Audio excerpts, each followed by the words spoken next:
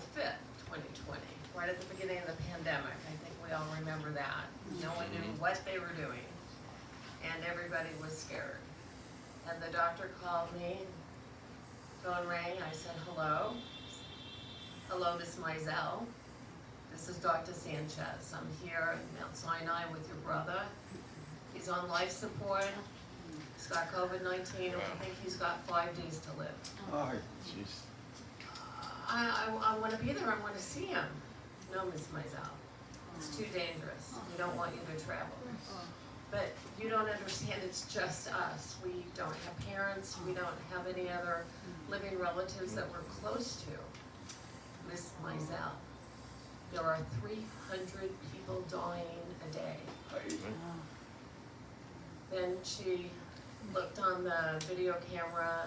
I could see that she was stroking my brother's head. And she said to him, you don't want your sister to risk her life to see you, do you? As if putting words in his mouth. And he whispered, no. And I said, let me think about this and I'll call you back. This was my moment. We all have our moments that we meet successfully or unsuccessfully based on who we become as a result of that moment. In 2020, COVID-19 had swept the globe, leaving in its wake a trail of devastation and uncertainty. It forced us to confront challenges that we never could have imagined, disrupting our lives in ways we never, ever thought possible. And suddenly I found myself. Do I ignore the doctor's orders? And do I suddenly rush out and assume responsibility as caregiver to my brother, who has always been my confidant, my partner in mischief, my closest friend. It was the hardest and the easiest decision that I ever made. After getting off with the doctor, I was staying in a little rural town in Gold Beach, Oregon. And I thought, you know, if I just take a walk on the beach and listen to the waves and look at the water, I bet it would help me to plan and know what to do. And as I thought about it, my brother and I have been extremely close. And we've been through a lot. We lost our mother when I was 22, he was 25. Our parents divorced when I was 15, which my mom said was just a little too young for me, but she felt she couldn't wait. And then our dad remarried who I call the Wicked Witch of the North. 30 years younger than him. Jealous of anyone who breathed near my father. So this sounds odd, but my relationship with my brother actually started when I was in the womb. My mom gave him presents from me and said, this is from your baby sister. They didn't know for sure in those days, you know, what the gender was, but she was hoping it was a girl. And my brother said his favorite scissors were red whale electric scissors. So he could cut with them. Thank God he didn't hurt himself. And our mother was just a beautiful 5'3", slender woman, 113 pounds, who had trained really as an actress and a singer. Her parents were poor. She made it all the way from Milwaukee to Los Angeles, ready to embark on her dream. When my dad saw her picture as a pinup girl for the Army and made his decision, I'm marrying that woman. So her parents encouraged it just because in those days, nice girls didn't enter the movie business. And she gave up her dream, and I think she regretted that, but she didn't regret us. She loved us. And Gary was this beautiful curly-headed baby who would just stop traffic when she was walking down the street, and she'd sing him a lullaby. She'd sing, oh, my baby, my curly-headed baby.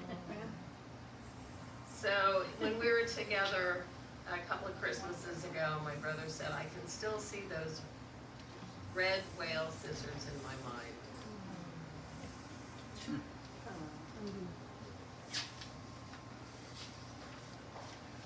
I was still in my moment, as I walked on the beach.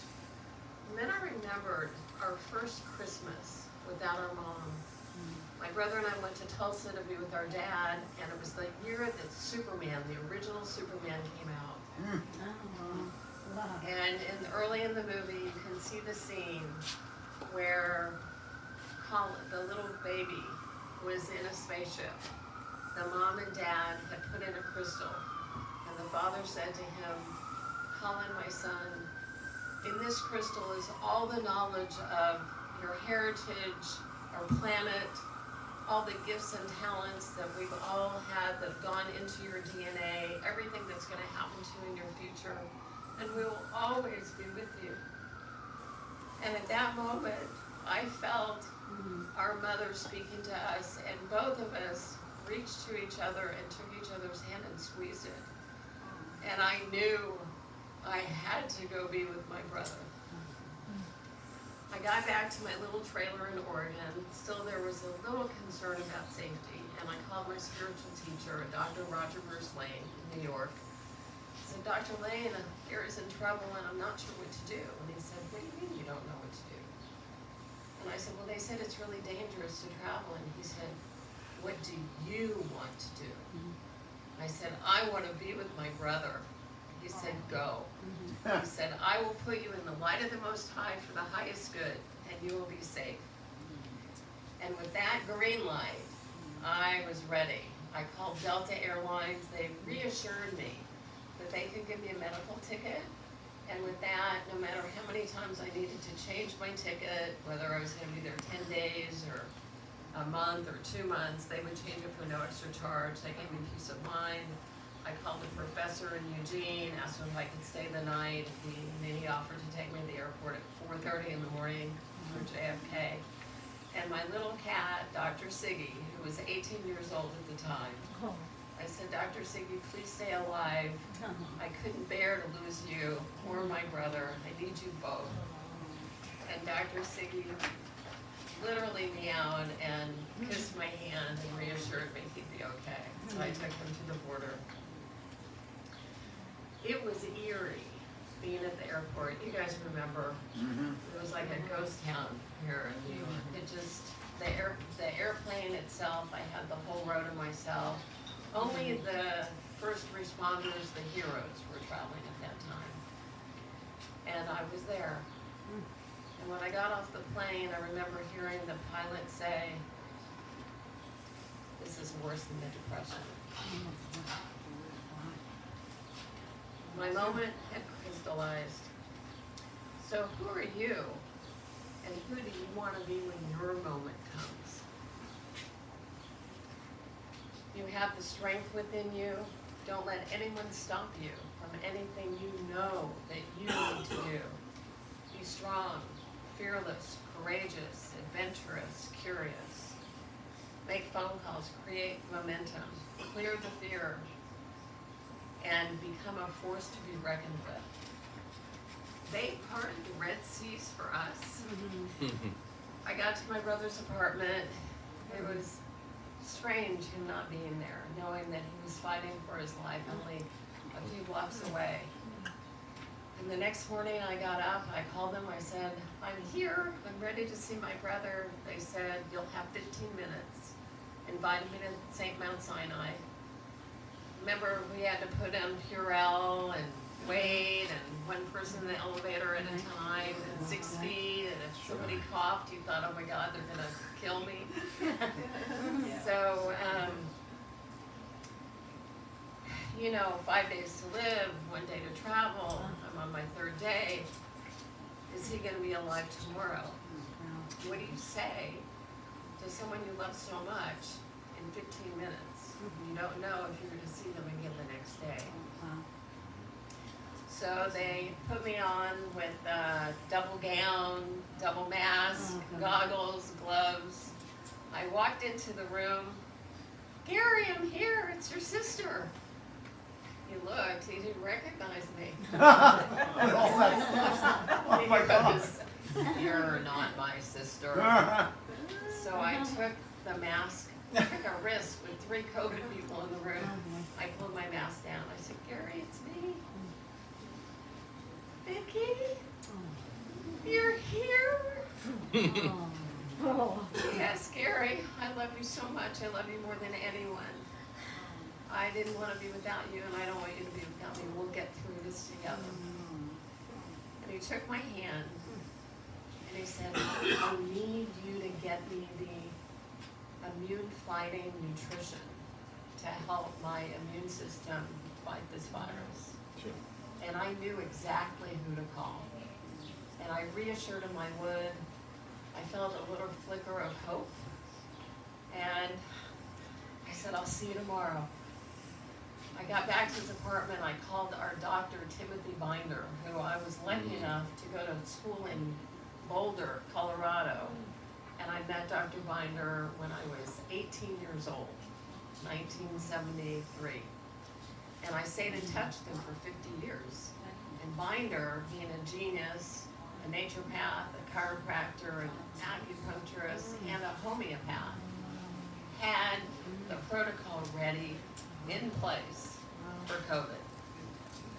So I called him, and I said, Gary's in trouble, and I explained the situation to him. Dr. Binder calmly listened, rattled off a whole protocol of vitamins, minerals, and supplements for him to take. And I wrote a book. I've got it available for sale called Sister's Love. I have the whole protocol in there and our whole story.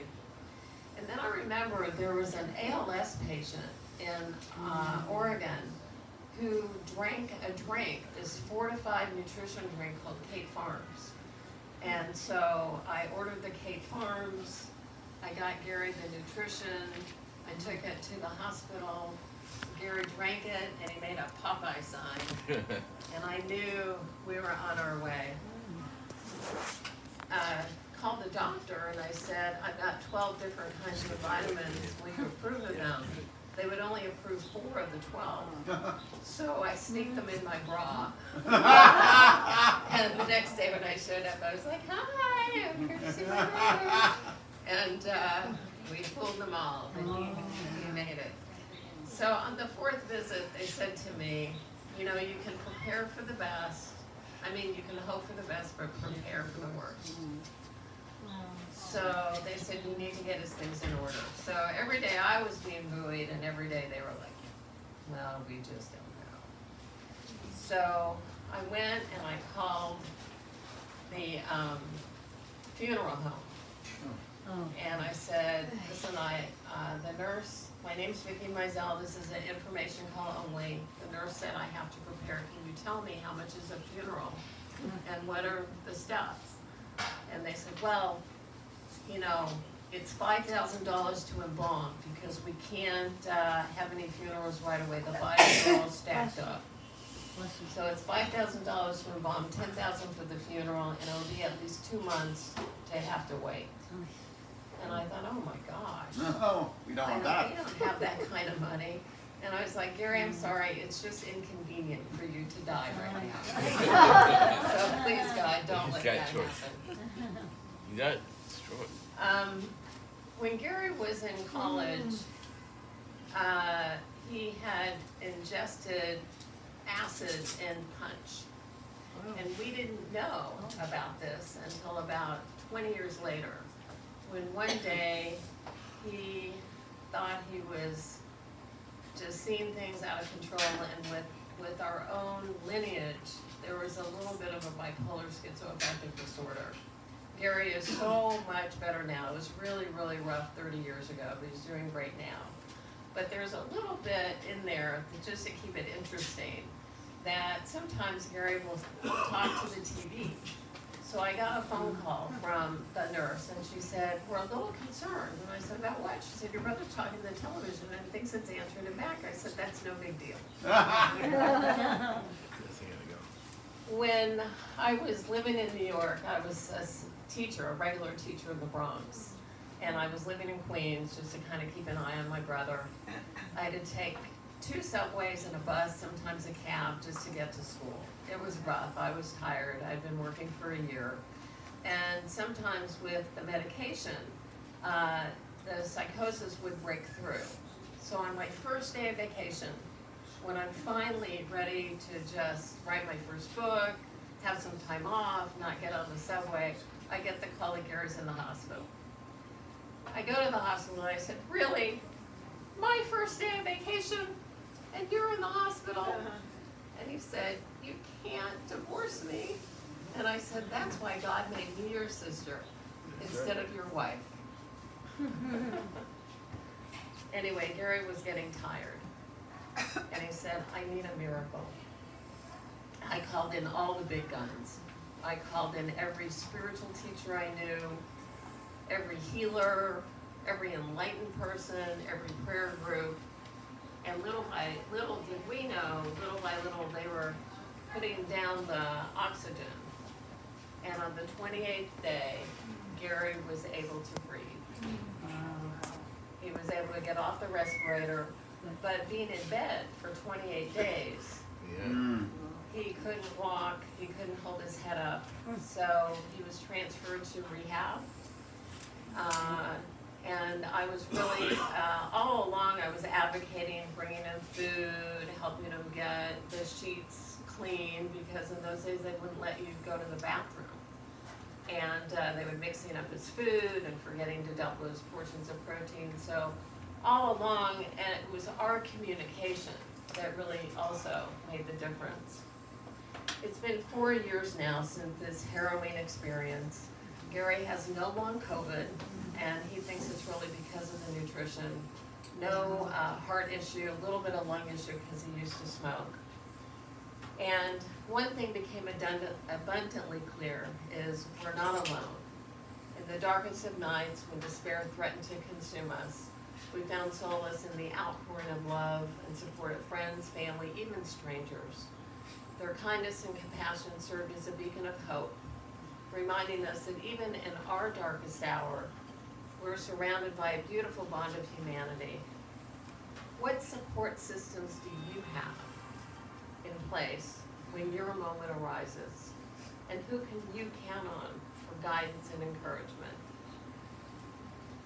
Communication is key in dealing with life-changing moments, be they your career, your family, or just between you and the reflection of you in the mirror. Every day when my brother would call me and tell me what he needed, and I'd happily go get it for him, it was another day he was alive. It was another day that I knew he was there, and we both had so much hope. Each of you will hang on to a different aspect of our story, and I encourage you to be courageous with your intention, even if you're an underdog, for the best outcome. Be brave in your faith. Ask for help from your community, family, and friends for prayer and support. And of course, be the best you can be for your loved one. And let those around you raise you to your true heart. Never give up. Be inspired to discover and understand what's possible in the spiritual, scientific, and the medical world of today. I am thankful that I followed my heart and did everything I could to be able to help my brother fight for his life. And in the end, that's all we can do, is show up for those we love and never give up. After all, love is the ultimate medicine. That's right.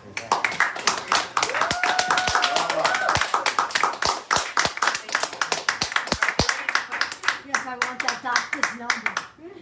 You want the doctor's The number? doctor's number. Oh, yeah, he's Okay. retired, but his daughter's taking over the Okay. practice now. Oh, Yes.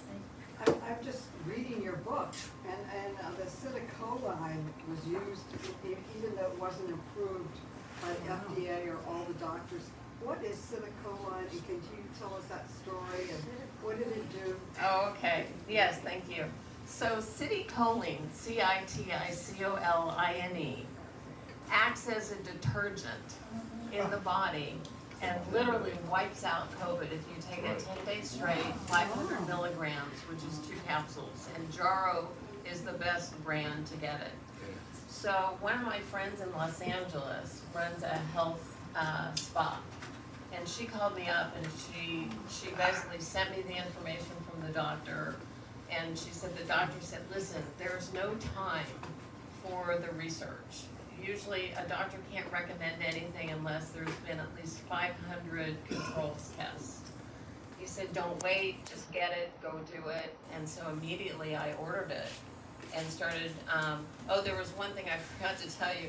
After 10 days of giving Gary the nutrition regimen, they called me and they said, oh, by the way, your brother's no longer on hospice, so you can't see him anymore. No, no. Oh, We were only letting you see him because he was dying. I gotta go. So I called Dr. Binder Yeah, I'm leaving now. and I said, what do I do now? And he said, open the Cape Farm drinks and empty all the capsules of the nutrition in the Cape Farm drinks.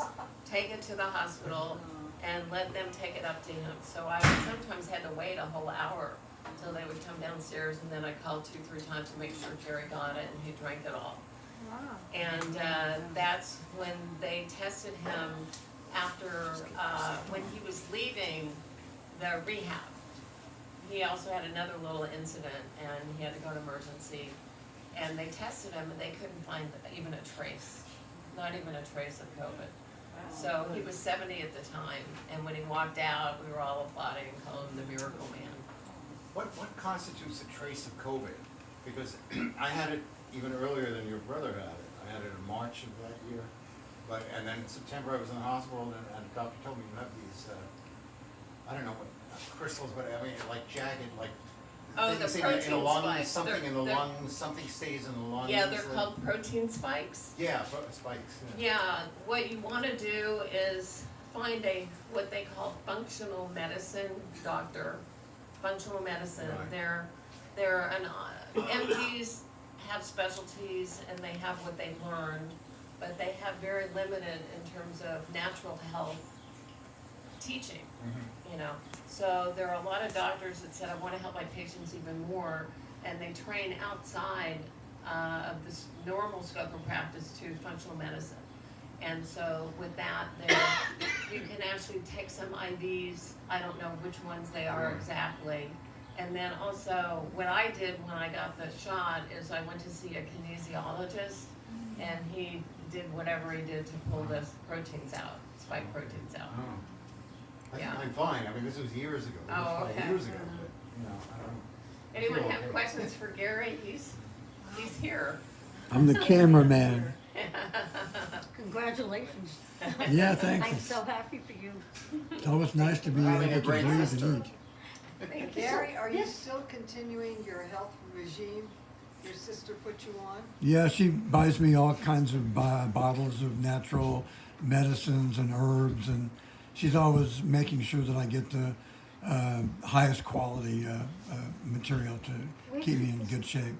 Where do you get, so this medication was not available to the general public? No, you could just go to Wilner's Pharmacy over on East 40th and get it. Who was it? Wait, let me just finish Is that the call? this. Wilner's Pharmacy? Yeah, Wilner's Pharmacy has everything. Yeah, they have But should you everything. take it if you don't have COVID? Yes, you should take it if you don't have COVID. It's good for the brain, it's good for the immune system, it'll make sure you don't get COVID. See, And what is the it called? doctors, COE? the- City choline. City choline, you should take it? Yeah, I take city choline every day, NAD every day, and another brain vitamin. but these doctors do not tell you. They don't know. It's not their They don't fault. know? They don't know. They didn't study it in med school. They just don't know. That's a sin, wow. That's why they have functional medicine Terrible doctors. thing. Oh, Any other questions? people will die. What's Well, that thank doctor you, say Vicki. again? We actually, we're gonna have a chance to ask Vicki any questions. We also have a video, but just because everybody's here, there's a little surprise for Claudia, so just give us a minute. And then we're gonna, in commemorate the celebration of 30 years, we wanna present something to her. All So, right. And you guys, let's give David an applause too. He helped organize and get along with. He's done a wonderful job. You want his money in. What was the name of that doctor again? No, write down medication. Dr. Timothy Binder, but if you want to contact his daughter, her name is Buffy Binder, 406 area code in Hamilton, Montana. It's called 3 Rivers Natural Medicine. Use my name. Okay. All right. Thank you so much. Thank you.